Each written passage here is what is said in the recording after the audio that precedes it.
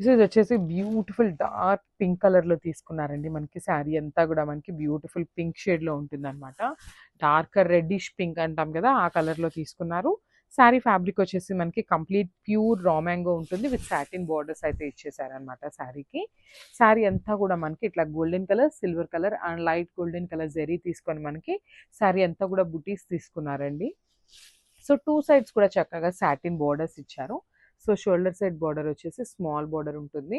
With weaving butis ఉంటాయి commonly. కింద border వచ్చేసి మనకి చక్కగా big border with 3 colour combinations of జెరీస్‌ని తీసుకున్నారనమాట.